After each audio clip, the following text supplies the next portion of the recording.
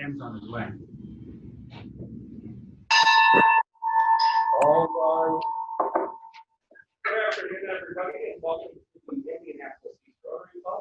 Let's start with the pledge of allegiance. I pledge allegiance to the flag of the United States of America and to the republic for which it stands, one nation, indivisible, with liberty and justice for all. If you would please bow your head. God, we are thankful today for this day that for everyone who was able to join us in person and join us on Zoom. We are thankful today for our health, for all of the good things in life that happen, and for the not so good things that lead to better things.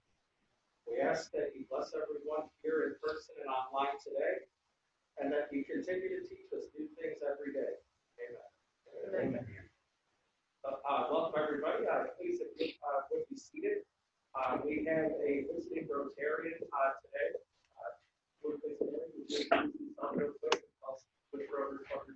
Sure. I'm Carrie Dixon, and I used to be a member of the East Club for many years. And so I know Don and I know Greg. And I am currently with the Noblesville Rotary Club. There's two clubs in Noblesville. I'm a member of the morning club. Awesome. Well, Thank you. Thank you for having me. Looks like you just came from Hawaii. Oh, well, it's summer. Got my summer vibes going. All right. Let's see. Any business items or announcements? Martin, I know you have a project coming up Thursday. Yeah. Just a reminder, on Thursday is our volunteer opportunity at City Day Center. Everyone will have a shirt. I will be there at 5 o'clock on Friday. They're still making more, but this is what the shirt will look like.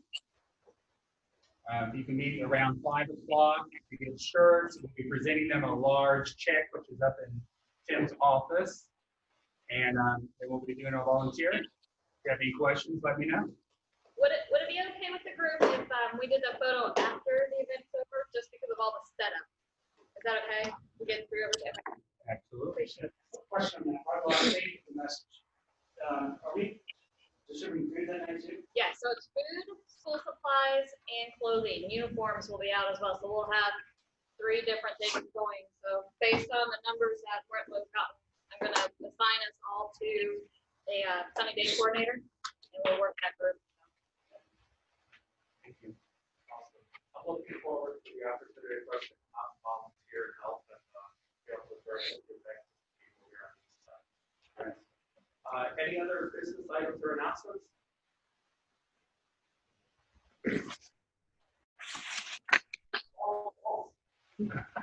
I said mine. Oh, one last thing, just in case. So those that are volunteering at Sunny Day, wear shorts. You're gonna be warm. So whether you're in the building or you're outside, you're gonna be warm. So shorts and then the t-shirt that you get. Mark looks like today. Yes, exactly. Tennis shoes recommended. There you go. So, All right, thank you. Don Johnson, Sergeant at Arms. What? Sergeant at Arms. you're on. Oh. Sergeant. Is there anybody here that's a Rotarian that does the pin on today? Oh. All right. Anybody else? Oh, there's another one. I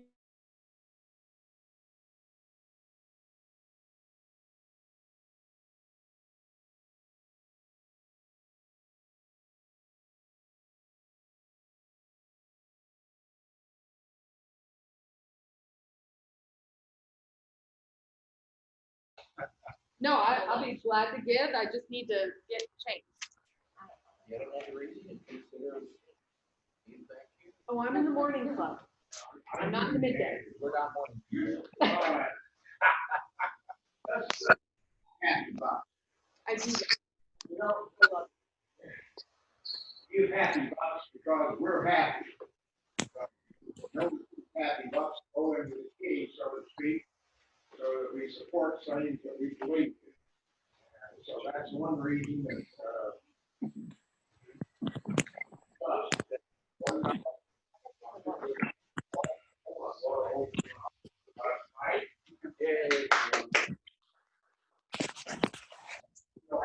up with me and my feed that I fixed.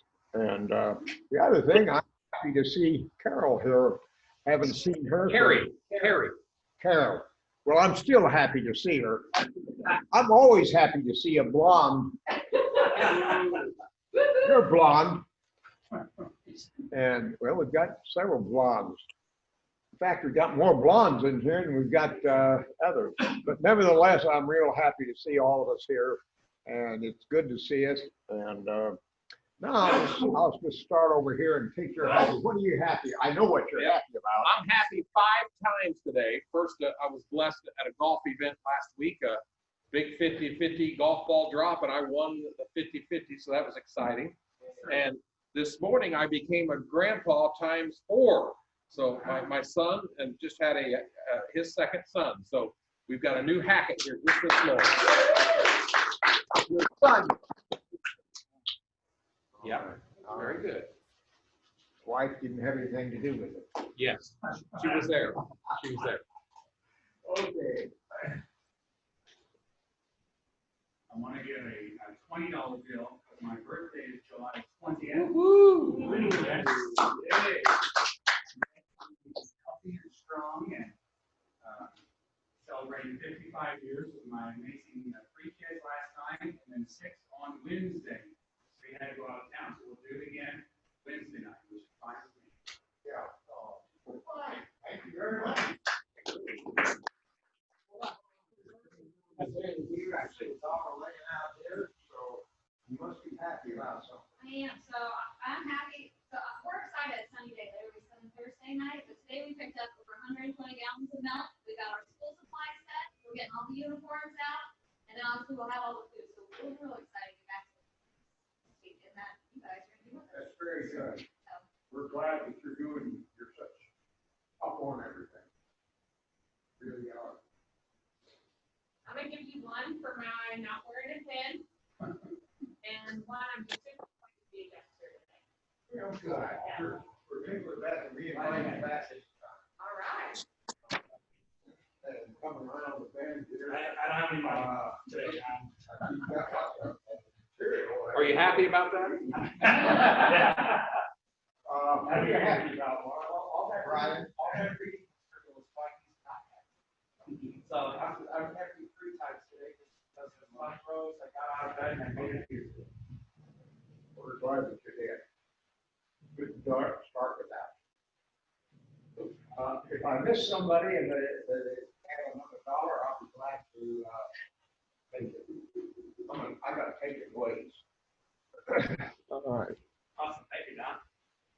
Next, our Rotary minutes, Carrie, our visiting from Carrie, who's going to share something about the Noblesville Club. Okay, so, yeah, I don't have anything incredibly inspiring to say, but, You need to judge that. well, so I am a member of the Noblesville Morning Club. There are 2 clubs in Noblesville, there's a midday club and a morning club, so it tends to be confusing, but we meet at 7:30 in the morning, usually at the Presbyterian Church in Noblesville. Right now we're meeting at Federal Hill Commons, which is the big park across the street from Riverview Hospital, if anybody's been in the Noblesville area, but there's a big new, I mean, I guess it's not that new, it's a couple years old now, but a big new park there. So we've been kind of hanging out under the pavilion, and it's a Rotary sponsored pavilion. So we contribute to the park every year. So we get to go out there quite a bit. So our big fundraiser that we do every year is called the Noblesville BrewBQ. I'm in charge of fundraising and marketing for that every year, and I do all the social media for it. And it just was a real sucker punch for me that our club decided to cancel.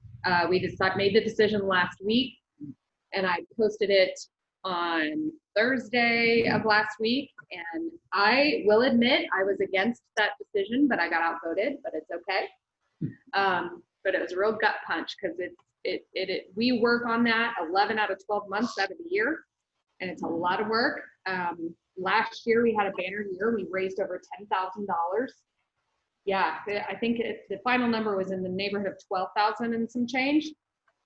And what we do with that money is we fund scholarships for students to attend the Ivy Tech campus in Noblesville, where not a lot of scholarships are offered for Ivy Tech students. And the Noblesville, the city of Noblesville has put a very big focus on trade programs and supporting and promoting, you know, that type of business, because it's going to help the economy as we move forward. There's just not enough people in those areas.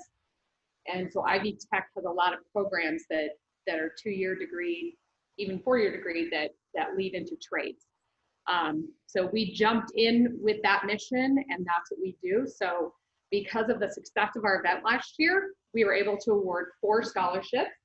Now we will take applications from any Hamilton County school, but it just so happened that the winners this year all graduated from Noblesville High School, but we've had them in the past from Hamilton Southeastern, Carmel, Hamilton Heights, but they all happen to be Noblesville High School grads.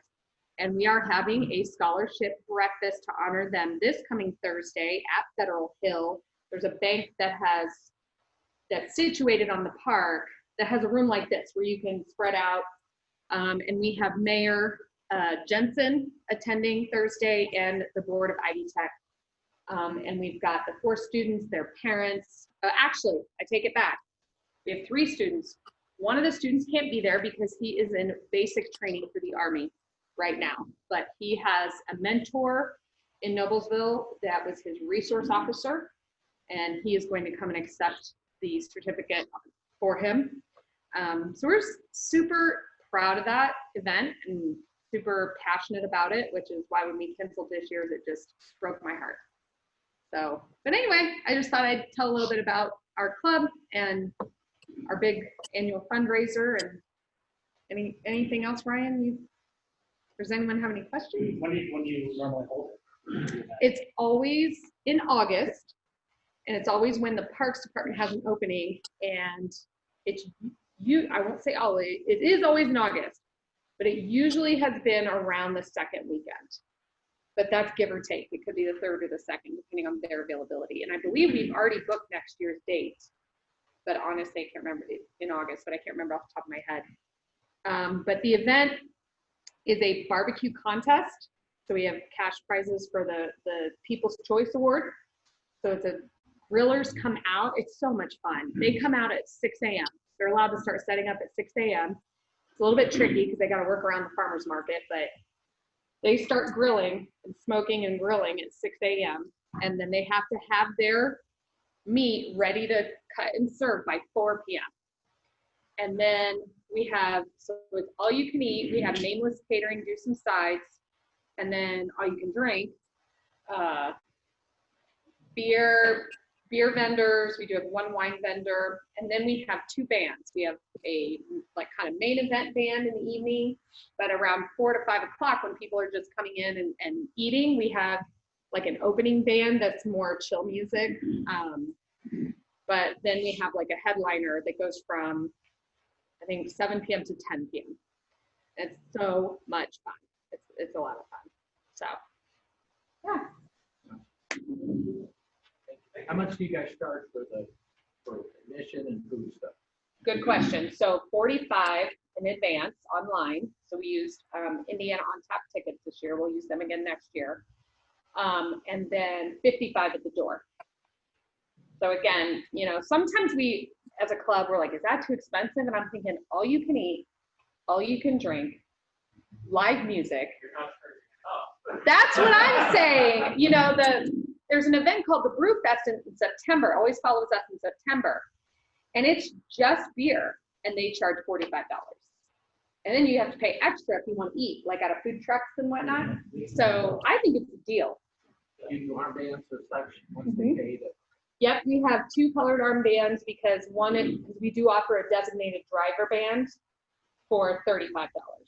Okay. And so there's a different color band if you're a designated driver, and then we just do water and soda because we encourage people to bring a designated driver.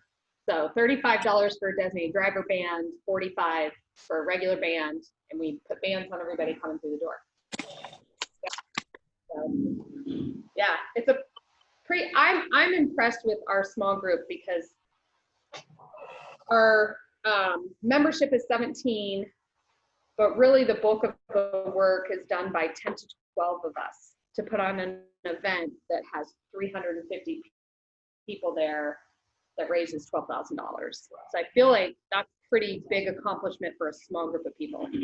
So I always call us, we're small, but we're mighty. Thank you. Next up, we got 50/50 with Art. And I see Norm Pace has joined us over the phone. It's good to see your name, and hopefully you can hear us okay, Norm. I'll have our past president, draw out my winning number here.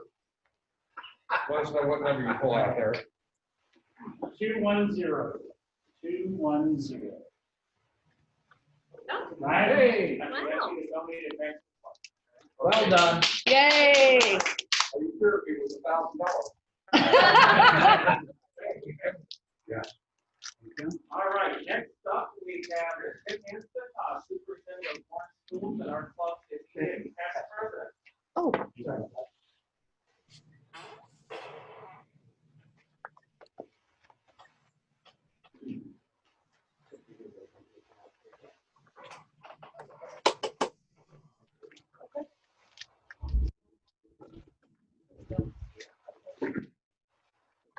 I stand here and go back.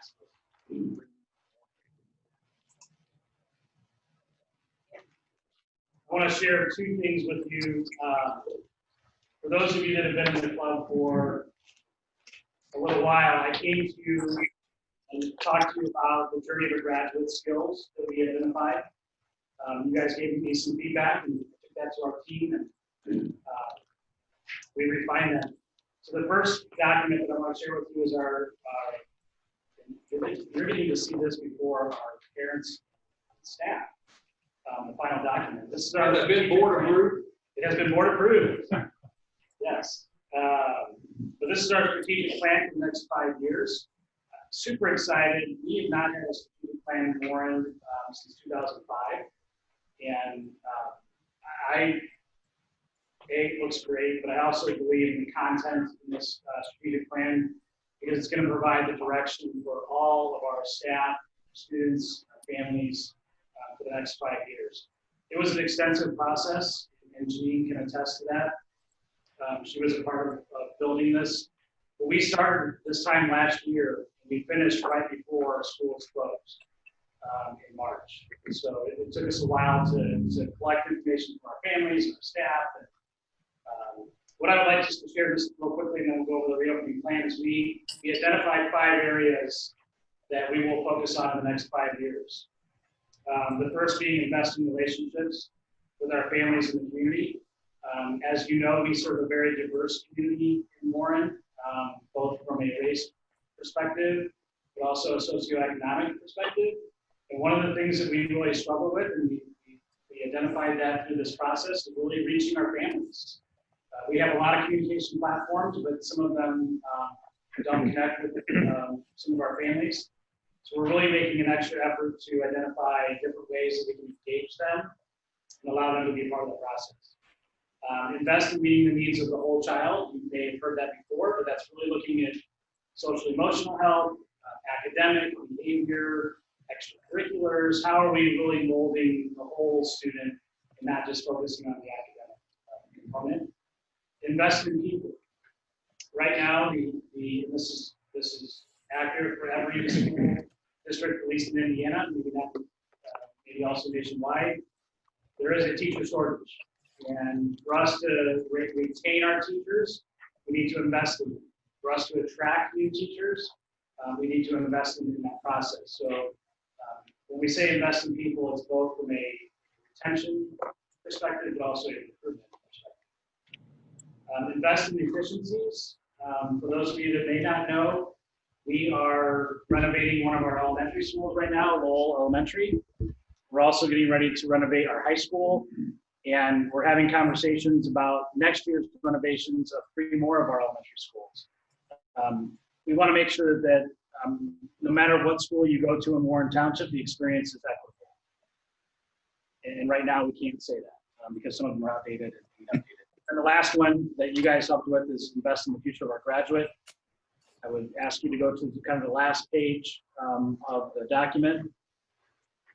For those of you who remember, this is the skill. These were the skills that I brought to you. This will be the focus of what we will be doing with our students. The experiences that we provide, we really want them to be centered around these 6 skills.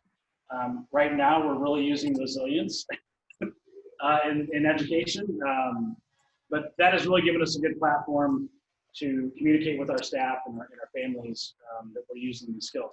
This is yours to keep. I encourage you to look through that, and if you have feedback for me, I would greatly appreciate it.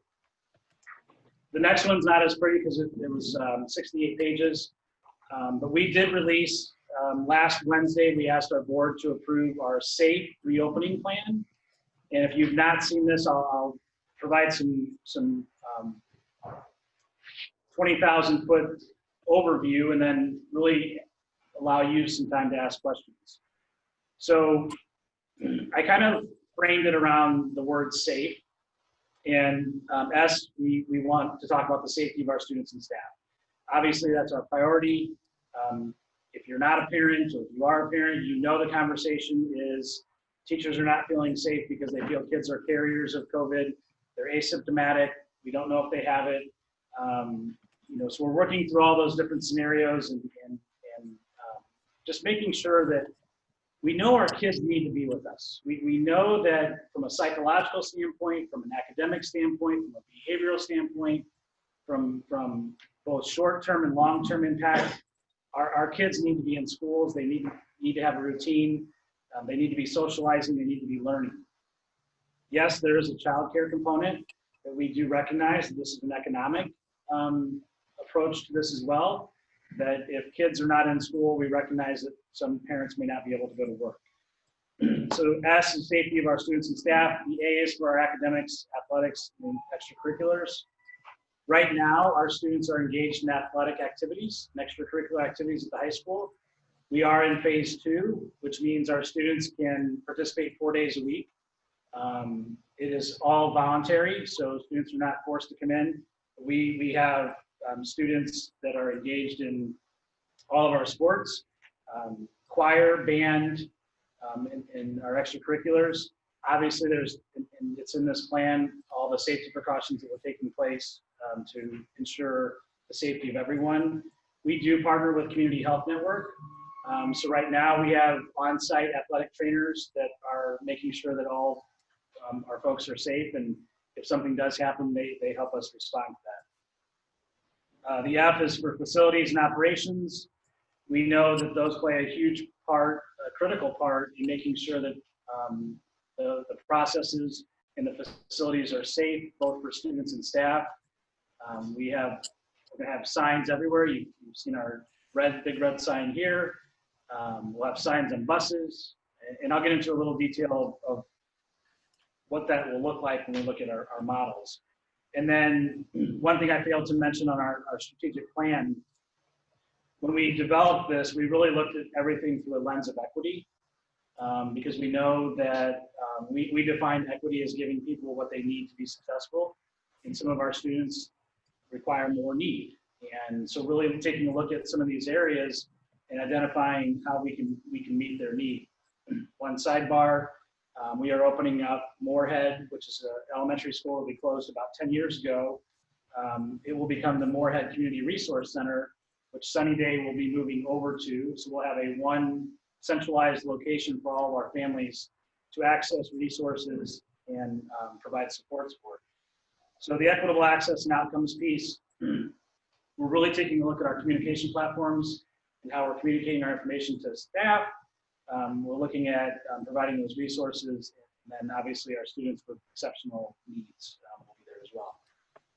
We did ask our board to delay our calendar. So we were supposed to start a week from tomorrow. We are now going to start August 6th.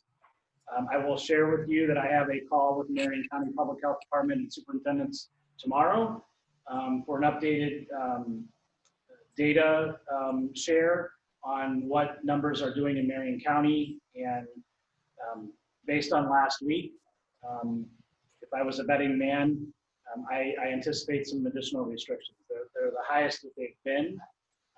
It's like a staircase, and so it'll be interesting to see what happens there. All the surrounding communities have either delayed their start or have gone 100% virtual. There's our new calendar. I really want to get into a couple things. One, we are requiring all of our students and staff to wear masks, except in situations where social distancing are applicable. We are requiring that, so that would be from the time the student gets on the bus, from the time they enter a classroom in order to social distance. If they chose the in-person option, they will have to be in a mask. There's a chart in there that you can take a look at of when those times exempted. The governor did purchase masks for all of our kids. We will be able to provide one cloth mask. We also have about 7,000 disposable masks that we'll have available on buses and classrooms. Kids will forget them, and or something will happen. Bloody noses will happen. We'll be able to replace them. The other thing that I would like to kind of highlight is the models that we will be presenting going forward. Our kindergarten through 5th grade students will be in person with a virtual option. As of this morning, we have about 3,400 students that have selected the virtual option. That is almost 30% of our total enrollment. That's a perfect number for us. It really allows us to look at our K-5 classes of students that will be coming in, and we will be able to provide 6 feet of physical distancing in those classes because we've had so many students select the virtual option. So K-5, they will come 5 days a week in person unless they notified us by yesterday.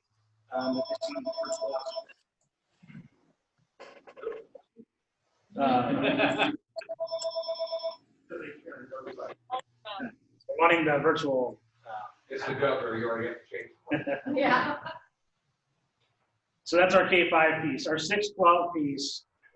So as of last Monday, we were only going to provide a virtual option and an online in-person option. Our high school numbers for virtual were not what we wanted them to be. Carrie, I don't know how big Noblesville is. We're about 3,700 kids at the high school. So even 50% would still be a lot of kids to social distance. So when we recognized. So just to, I've been, the principal at the Noblesville High School put out 2 videos. Yes, yes. So he, the response they got from whether, who would be attending in person, only 10% are electing virtual. And so he said, that's a problem. So now we have to rework the whole plan. And then what was the other thing you said? That was going to compare, like 10% said they would do virtual. Oh, 3,500 is the number of students that are enrolled at the high school. And I wonder, that's 9 through 12. you hear the problem, I don't know if this is still true or not, but if you do virtual, you're not eligible for sports. Is that still true? So the question is, if you do virtual, are you eligible for sports? IHSA came out and really made that a local decision. So there is some guidance that we get to make a determination that the students' schedule, if it's virtual, both the board and myself support that students that are virtual are eligible to participate next year. I think if they couldn't, then that's why the percentage would be low for my spot. Play football.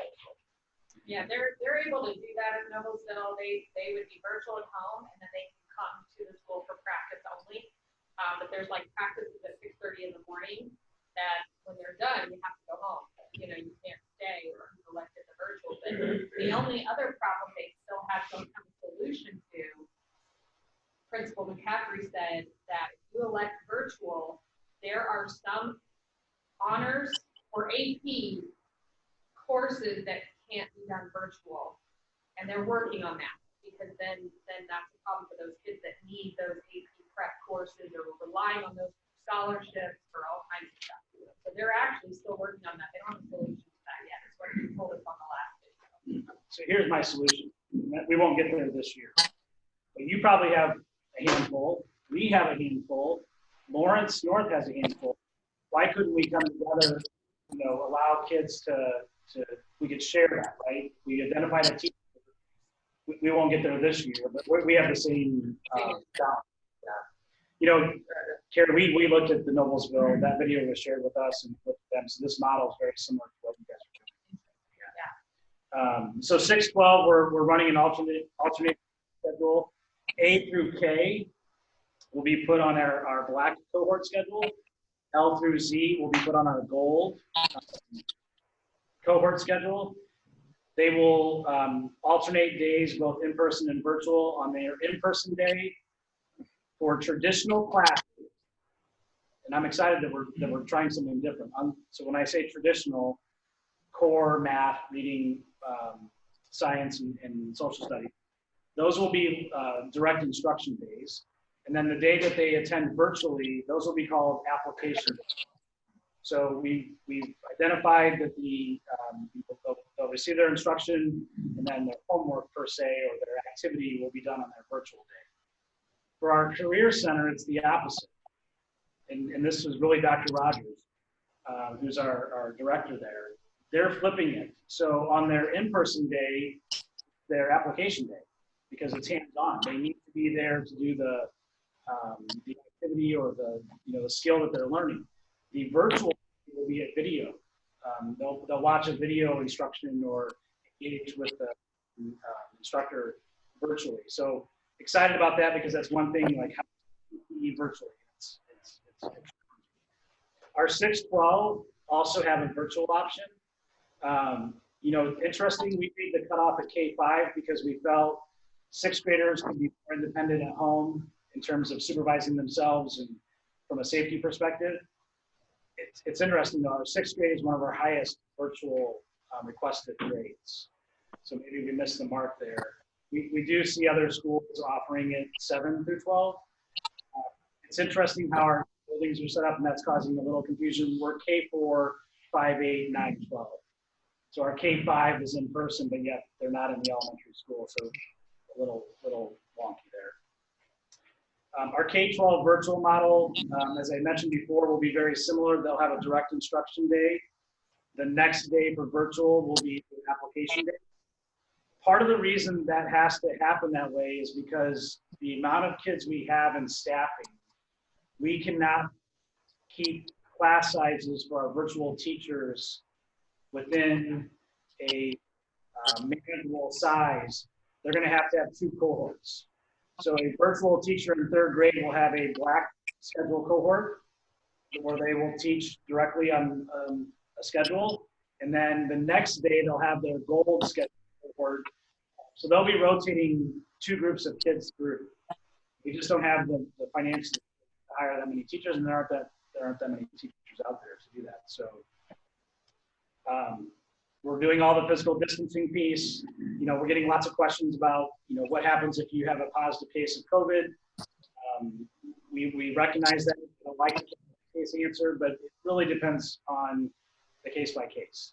If they're in a small setting of 7 kids and we've been physical distancing, or if they're in a larger group, or the kid's been absent, or if it's a staff member, once we identify a student or staff with a positive case, we are to call Marion County Public Health Department. Within 24 hours, they will give us guidance and direction on how to respond to that situation. We have full-time school nurses in all of our schools. They are community nurses. So we feel very fortunate that we have that, because not all schools and school districts have that. We are creating isolation rooms where students that would go to the nurse's clinic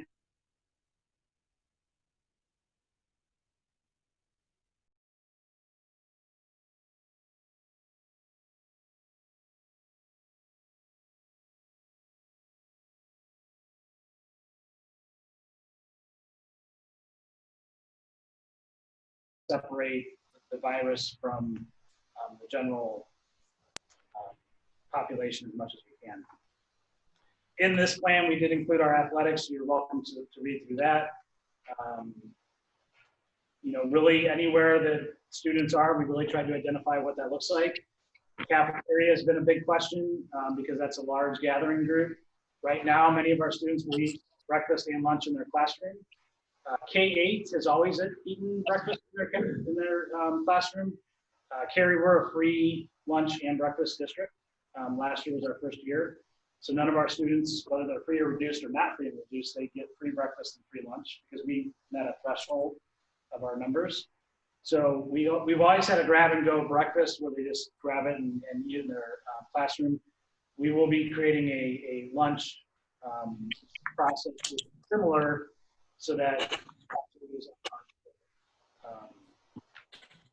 I could go on and on, but I know that you probably have questions that may be specific to your situation or maybe specific to Warren. So I'd be happy to entertain any questions at this time. Ryan? So since it's a free lunch and breakfast district, what is being done for the students who opt for e-learning? Is there any kind of nutrition assistance companies that? Yeah, great question. So the students,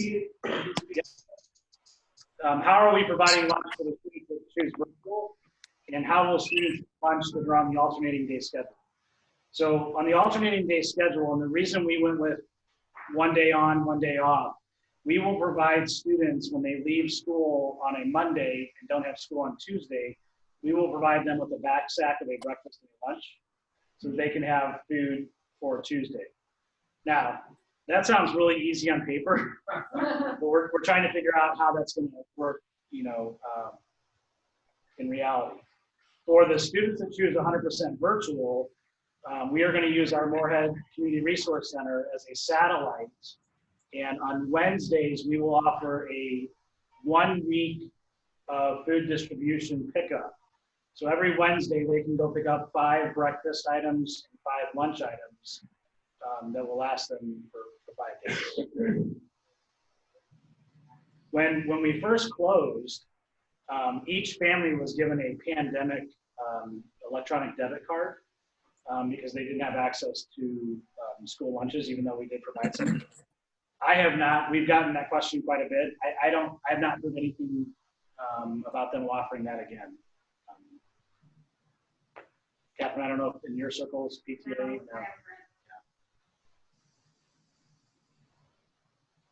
How's technology being handled this year? We were a 1-to-1 district 9-12. And when we closed schools and we recognized we weren't coming back, we distributed and deployed all of our K-8 devices to families who wanted them. So that's scary because if they've moved, the device is probably gone with them. So we will continue to be 1-to-1. K-4, if they're in person, the device will stay at school. 5-12, irregardless of what model they're in, they will take their device home. If we were to close again, we would allow our K-4 kids to take their device home.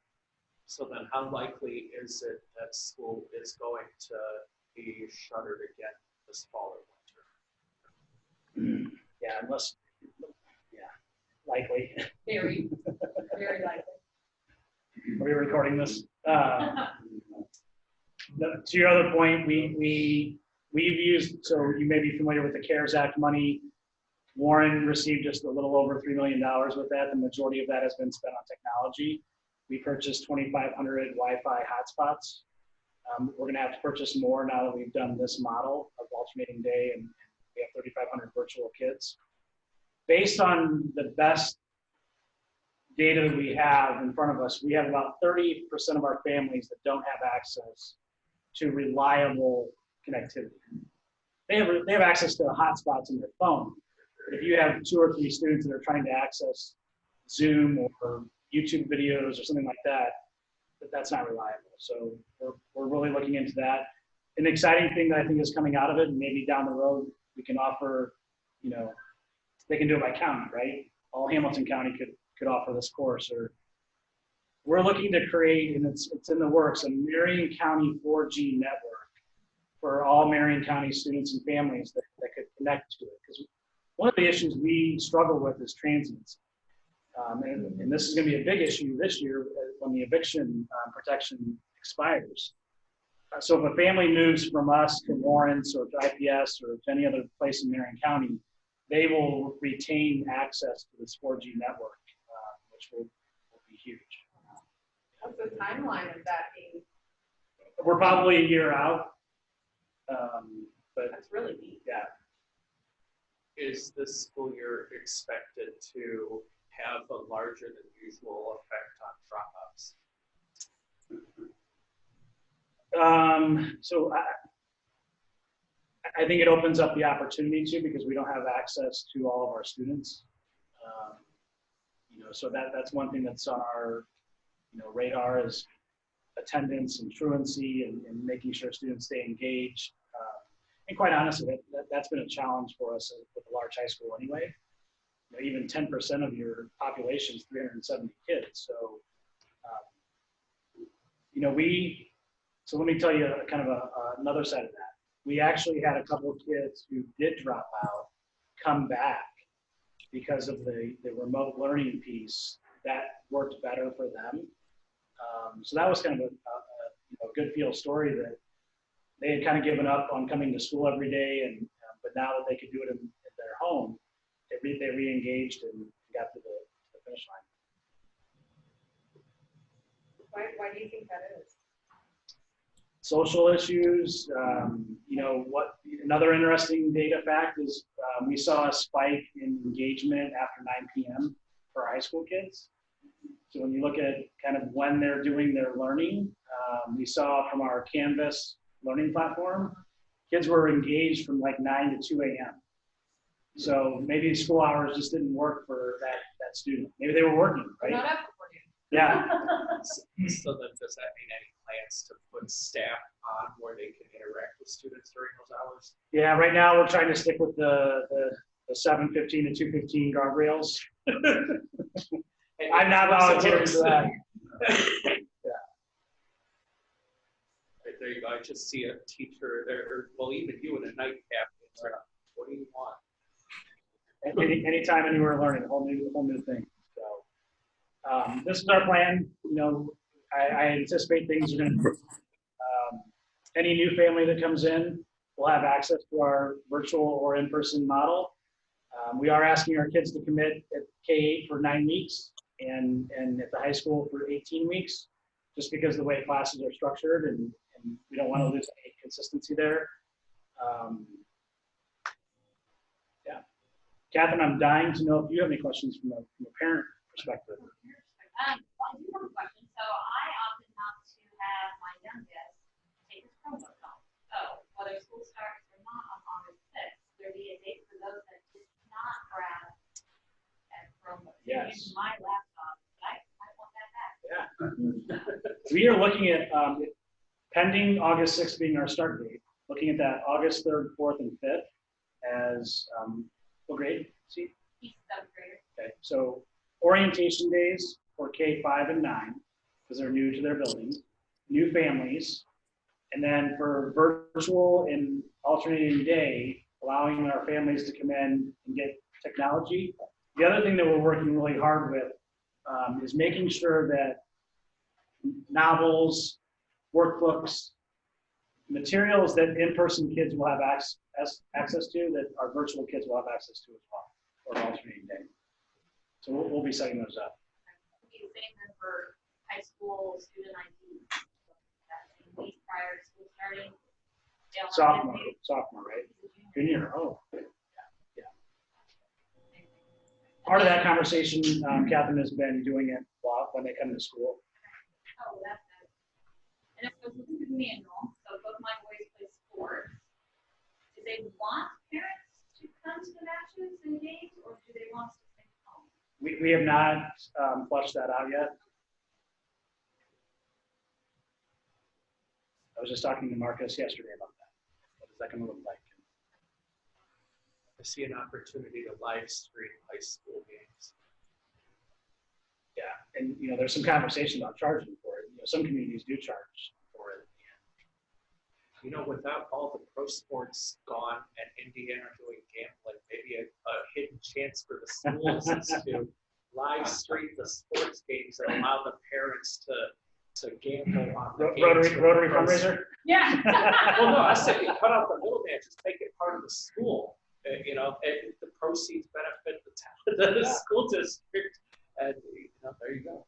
That or Maybe less people losing money, right? There's like, well, I'm donating. like, well, at least it's for the good of the kids. Right. Didn't work out well. Right, but I have one last. yes. About choir and band, are those courses going to continue forward? So right now we are offering camps. So we're kind of responding to what data and guidance is out there right now. We just had a conversation yesterday because we are offering our 3 levels of choir and band camp has been going on. Those competitions statewide have been canceled. Local high schools can host their own. I don't see us doing that, particularly being in Marion County. What we want to do is we want to be able to provide as much experience as we can for kids.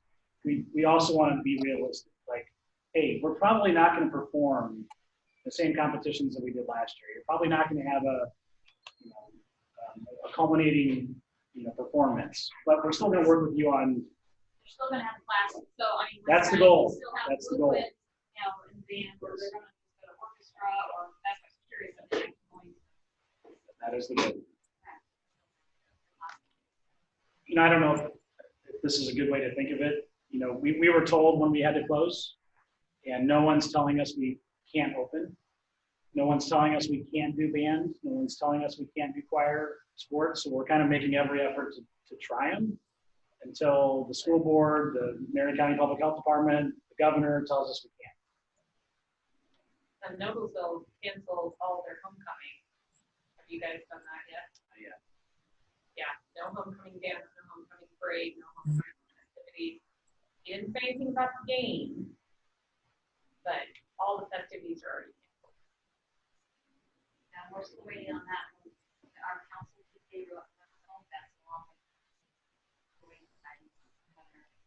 I personally don't want to have the game set up in the gym. I don't want to necessarily go to all the vendors, so you have your football games.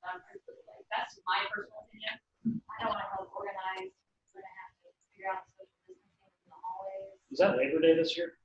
It's the 11th, so it's the Friday Friday after. weekend after. And we have a fun run. I don't know how many kids separate from each other, so it's a lot for our PTA to take on. But if you guys end up still wanting to run, then we'll do it. We'll just need to have some guidance or extra support on how to make that work. That's just. If I had to answer it today, we would. Don't answer it today. Yeah, it makes me nervous. I don't know how many volunteers we even have. Hold on. Other questions? Yeah, hey, Tim, I just wanted to mention that your presentation today was a nice recap on what you presented at the board meeting the other day. I had a chance to review that or watch that board meeting, and I thought your presentation of the opening day plan was masterful. It gave us a lot more detail than you gave here, but I thought that was wonderful. I also thought that it was a major challenge to try and put together that plan, that 63-page more detailed plan of what you guys plan to do, and I thought that was outstanding as well. So kudos to you and your administrative staff for what you guys had to do to put together this such a program, a plan during such a challenging time. So again, kudos to you, my friend. I appreciate it. I'm blessed with a great team, and it was a team effort. Personally, I'd like to agree with Howard. I was going to say the same thing. And Tim, that's very impressive, very organized, and great job by the team for the kids of Warren. Thank you, Phil. Oh, there's Norm. Hey, Norm, how you doing, pal? Just fine so far. Good to see you. Well, thank you. It's good to see you too, Mr. Norman. We need to get a photo. It's been a while. All right. Thank you, guys. Thank you. Tim, as our speaker today, you already know the drill here. Yes. We have this plastic tube with this little known four-way test that I think you might know something about. So thank you for sharing today about what the schools are doing, and that's not an easy job. So please do not be shy this school year about reaching out to Rotary to ask if there's anything that our club can do to benefit the students or teachers. Appreciate it. So with that, I'd like to invite everyone to stand up and join us in our four-way test. All right, everyone on there with us ready for the four-way test? Okay, number one. Is it true? True. Number two. Is Is it fair to all concerned? Number three. Will it build good? And number four. Will it be beneficial to all concerned? So thank you, everybody, for coming today. Let's see, next week's duties, Don Johnson, you have the Rotary minutes, and I believe we're still working on a speaker, so take care, everybody. Everybody have a good rest of the week and weekend. Stay safe and stay well. You Hey, too, Deidre, are you at home? I am. Oh, yep, Okay, I'm gonna give you a call in a second here. sure. Have a great week. You too. Thank you. See ya. Okay. Howard, take care. Appreciate it.